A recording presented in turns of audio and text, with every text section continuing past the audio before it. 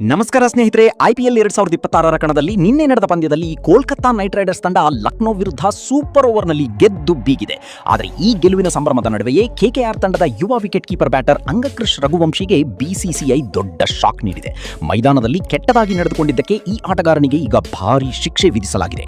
ಇನ್ನು ಅಸಲಿಗೆ ಅಲ್ಲಿ ಆಗಿದ್ದೇನು ಅಂದ್ರೆ, ಪಂದ್ಯದ 5ನೇ ಓವರ್ನಲ್ಲಿ ರನ್ ಓಡುವಾಗ ರಘುವಂಶಿ ಫೀಲ್ಡರ್ ಎಸೆದ ಚೆಂಡಿಗೆ ಅಡ್ಡ ಬಂದಿದ್ದಾರೆ ಅನ್ನೋ ಕಾರಣಕ್ಕೆ ಅಂಪೈರ್ ಅವರನ್ನು ಅಬ್ಸ್ಟ್ರಕ್ಟಿಂಗ್ ದ ಫೀಲ್ಡ್ ಅಂತ ಔಟ್ ಕೊಟ್ಟರು. ಇದರಿಂದ ಕೆಂಡಾಮಂಡಲವಾದ ರಘುವಂಶಿ ಪೆವಿಲಿಯನ್ ಕಡೆಗೆ ಹೋಗುವಾಗ ಕೋಪದಲ್ಲಿ ತಮ್ಮ ಬ್ಯಾಟ್ ಅನ್ನು ಜೋರಾಗಿ ನೆಲಕ್ಕೆ ಬಡಿದು ಹೆಲ್ಮೆಟ್ ಅನ್ನು ಡಗೌಟ್ ಕಡೆಗೆ ಎಸೆದಿದ್ದಾರೆ. ಇನ್ನು ಈ ವರ್ತನೆ BCCI ಕೆಂಗಣ್ಣಿಗೆ ಗುರಿಯಾಗಿದೆ.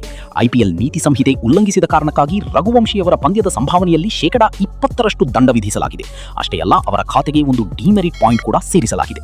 ಪಂದ್ಯದ ವಿಚಾರಕ್ಕೆ ಬರೋದಾದರೆ, ಸೂಪರ್ ಓವರ್ನಲ್ಲಿ ಲಕ್ನೋ ನೀಡಿದ 2 ರನ್ಗಳ ಟಾರ್ಗೆಟ್ ಅನ್ನು ರಿಂಕು ಸಿಂಗ್ ಮೊದಲ ಎಸೆತದಲ್ಲಿ ಬೌಂಡರಿ ಬಾರಿಸಿ KKRಗೆ ಗೆಲುವು ತಂದುಕೊಟ್ಟರು. ಗೆದ್ದರೂ ಕೂಡ ಯುವ ಆಟಗಾರ ಮಾಡಿದ ಈ ಎಡವಟ್ಟು ಈಗ ತಂಡಕ್ಕೆ ಸ್ವಲ್ಪ ಮುಜುಗರ ತಂದಿದೆ.